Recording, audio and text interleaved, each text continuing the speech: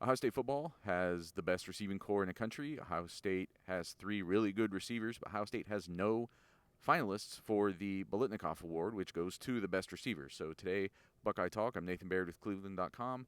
Stephen Means, Doug Lesmerises, and we are asking which Ohio State receiver should be a finalist for the Biletnikoff Award, or should there be more than one? Doug, who would you pick from this group to be Ohio State's representative for an award like this?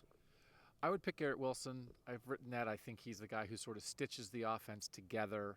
I asked Ryan Day a softball question today about this kind of voting because it is hard to figure out. I do think in the end, the thing that is sort of hurting the Ohio State receivers and stuff like this is that the guy with the biggest stats, at least in total yardage, is like perceived as the third guy because Jaxon Smith-Njiba is a first-year starter.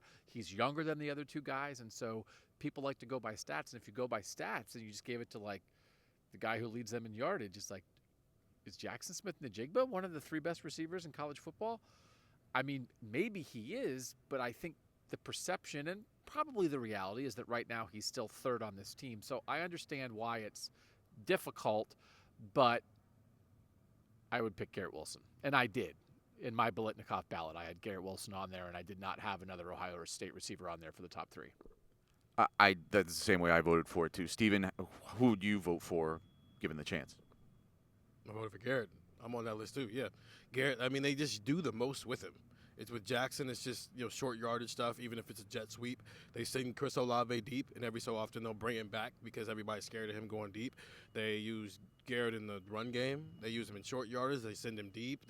He's obviously the intermediate guy. I think he might just be pound for pound the best wide receiver in the country. He just plays with these other two. So as Doug says, the stats kind of get in the way sometimes. So yeah, it's Garrett. But if for the sake of having an actual discussion about this, I probably would put Jaxon second because even if you ask Garrett and Chris who the best one of the three is, they'll tell you it's Jaxon.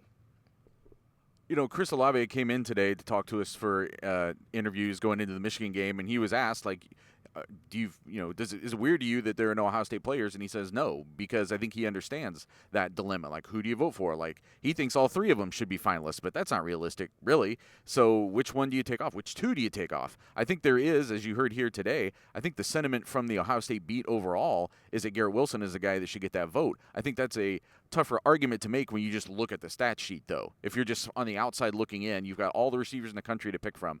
I think that's probably a tougher choice. So Ohio State's going to have to settle for just trying to go win a national championship now, which I think is what is ultimately the bigger deal for all these guys. Get the text 614-350-3315. Daily analysis, news, everything else going into the game at Michigan on Saturday.